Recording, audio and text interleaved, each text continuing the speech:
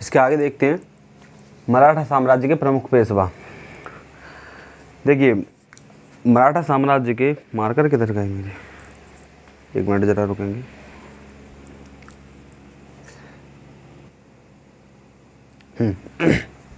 मिल गए। मराठा साम्राज्य के प्रमुख पेशवा, इनमें सबसे जो पहले जो प्रमुख पेशवा हैं वो आपके हैं बालाजी विश्वनाथ। बालाजी विश्वनाथ जो हैं वो आपके पहले पेशवा रहे। ये 1713 से 1720 तक रहे। पेशवाई साहू महाराज ने चलाई थी। साहू महाराज ने अपने जो पेशवा नियुक्त किए वो बालाजी विश्वनाथ किए। 1712 में साहू महाराज ने इन्हें एक टाइटल दिया जिसे बोला जाता सेना करते या ऑर्गेनाइजर ऑफ आर्मी। ठीक, सेना करते या ऑर्गेनाइजर ऑफ आर्मी का एक टाइटल दिया, मतलब एक सेना को ऑर्गेनाइज करने वाला या उसका नेतृत्व करने वाला पेशवा बनाया, या एक टाइटल दे दिया इन्होंने चीफ।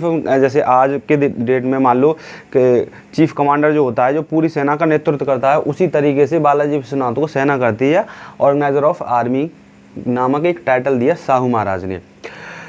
1713 में इन्हें पेशवा बनाया गया। 1719 में जैसे ये पेशवा बने तो पेशवा एज लाइक का पीएम आज की डेट का, उस समय मराठा साम्राज्य का जो पीएम हुआ करता था वो पेशवा हुआ करता था।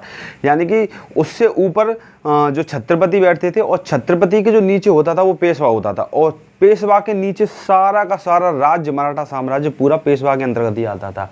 तो 1713 में ये पेशवा बने और 1719 में इन्होंने सैयद बंधुओं के साथ एक संधि साइन की, जिसमें सैयद बंधुओं ने फर्रुखसियर को मरवाने के लिए इनकी मदद ली। किसकी? बालाजी विश्वनाथ की। और बालाजी विश्वनाथ की मदद से सैयद बंधुओं ने फर्रुखसियर को मरवा भी दिया। फर्रुखसियर ये मुग़ल बादशाह है। फर्रुखसियर जो है ये एक मुग़ल बादशाह है। ये आपका क्या कहते हैं, जैसे औरंगजेब मरता है तो औरंगजेब का लड़का जो था बहादुर शाह जफ़र, तो बहादुर शाह जफ़र 1707 से 1712 तक रहता है, और 1713 से 19 तक लगभग फर्रुखसियर रहता है। तो फर्रुखसियर उसके बाद जो शासक बनता है फर्रुखसियर रहता है, उसके बाद 1 साल के लिए कोई और रहता है। ठीक, तो फर्रुखसियर को बालाजी विश्वनाथ की मदद से सैयद बंधुओं ने मरवा दिया।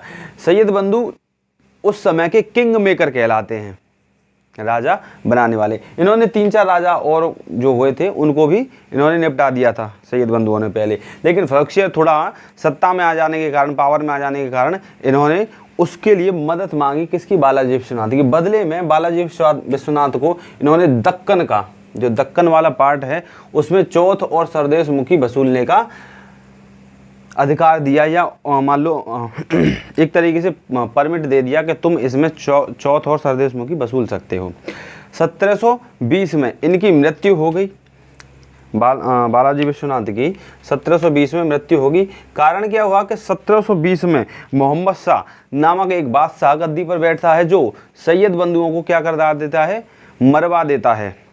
ठीक, तो सैयद बंधु जैसे ही मरते हैं तो ये संधि जो साइन की थी बालाजी विश्वनाथ ने सैयद बंधुओं के साथ, वो संधि टूट जाती है, और टूट जाने के कारण बालाजी विश्वनाथ को इस संधि के टूटने का बहुत बड़ा सदमा लगता है और हार्ट अटैक से 1720 में ही इनकी मृत्यु हो जाती है। 1720 में ही सैयद बंधु मारे गए और 1720 में ही बालाजी विश्वनाथ की मृत्यु हुई। इसमें यह भी था कि मान लो दिल्ली के आसपास का जो एरिया था वो भी मराठाओं के अंतर्गत आ गया था। अच्छा, दिल्ली पर कब्जा करने का सपना भी मराठाओं को इन्होंने ही दिखाया था सैयद बंधुओं ने। इनका जो संधि हुई थी उस संधि में बालाजी विश्वनाथ उस संधि के तहत दिल्ली पर कब्जा भी करना चाहते थे और शायद हो भी जाता, लेकिन सैयद बंधु मर गए या उन्हें मरवा दिया गया, या नहीं मरवा दिया गया, तो उसी में बालाजी विश्वनाथ भी निकल लिए। इनके बाद इनके ही सुपुत्र बाजीराव प्रथम आते हैं जो इनके बाद पेशवा के पद को संभालते हैं। ये 1720 से 1740 तक रहे, और आपकी जानकारी के लिए बता दूं ये ब्राह्मण वंश से थे। ठीक, बालाजी विश्वनाथ या बाजीराव प्रथम ये ब्राह्मण वंश से थे या ब्राह्मण कुल से थे।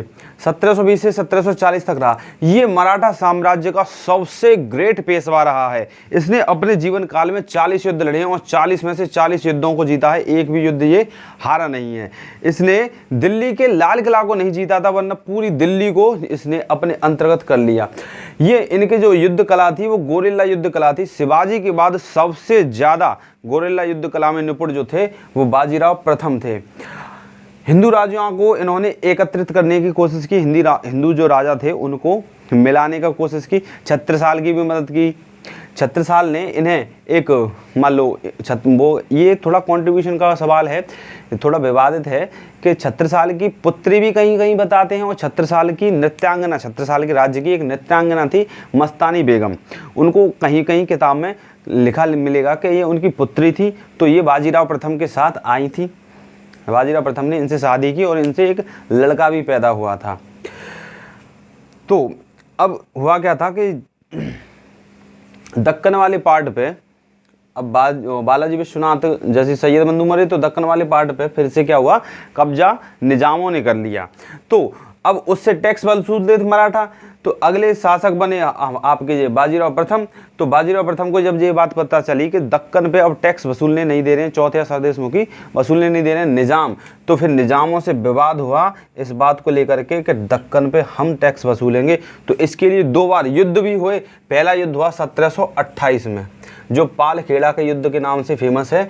पालखेड़ा के युद्ध में हुआ गया कि मराठा जो पेशवा बाजीराव प्रथम थे वो जीते और निजाम हार गए। और ये वाला जो युद्ध समाप्त हुआ वो मुंशी गांव की संधि पर समाप्त हुआ। कौन सी गांव की संधि पर? इन संधि और युद्धों की डेट को बड़े अच्छे से याद रखना। मुंशी गांव की संधि पर समाप्त हुआ। दूसरा युद्ध हुआ 1737 में, 1737 से 38 तक भोपाल का युद्ध है। ये आपके दुरई सराय की संधि पर समाप्त होता है। इतना समझ में आया? ये दुरई सराय की संधि पर समाप्त होता है। और यहाँ पर ही एक और घटना घटती है जिसे बरना की संधि बोला जाता है। ये आपकी 1731 में हुई है बरना की संधि। ये कोल्हापुर के शासक थे। कोल्हापुर के शासक भी मराठाई वंशज थे। ये ताराबाई जो आई थी, जो साहू की चाची थी, यानी राजा राम के जो उत्तराधिकारी थे, वो कोल्हापुर में शासनकाल चलाते थे अपना। तो कोल्हापुर के शासक से क्या हुआ, संधि की आपके बालाजी विश्वनाथ ने, और बाजीराव प्रथम ने, और कहा कि देखिए आप दक्षिण भारत में शासन चलाइए, हम आपकी तरफ नहीं देखेंगे, और हम इधर शासनकाल चला रहे हैं अपना उत्तर भारत में, तो हम इधर, आप इधर नहीं आओगे और हम उधर नहीं जाएंगे, तुम उधर रहो और हम इधर रहेंगे, एक दूसरे पर कोई भी अटैक नहीं करेगा। ये आपके बरना की संधि हुई। 1737 में हुआ क्या था कि मस्तानी बेगम को लेकर के बाजीराव प्रथम मस्तानी बेगम को लेकर के 500 घुड़सवारों के साथ ये दिल्ली में एंटर करते हैं हनीमून मनाने के लिए। ऐसा बोला जाता है कि मस्तानी बेगम के साथ ऐसे ये घूमने निकले थे। तो 500 घुड़सवारों को लेकर निकलते हैं। उस समय जो दिल्ली का बादशाह जो 21 सूबों का नाम के लिए 21 सूबों के नाम के राजा हुआ करते थे, और वो 500 घुड़सवार सैनिकों को और बाजीराव प्रथम को देख करके दिल्ली छोड़ के ही चले गए। जब तक बाजीराव प्रथम दिल्ली में रहे तब तक वो दिल्ली में एंटर किए ही नहीं। इतने बहादुर और इतने शक्तिशाली शासक थे।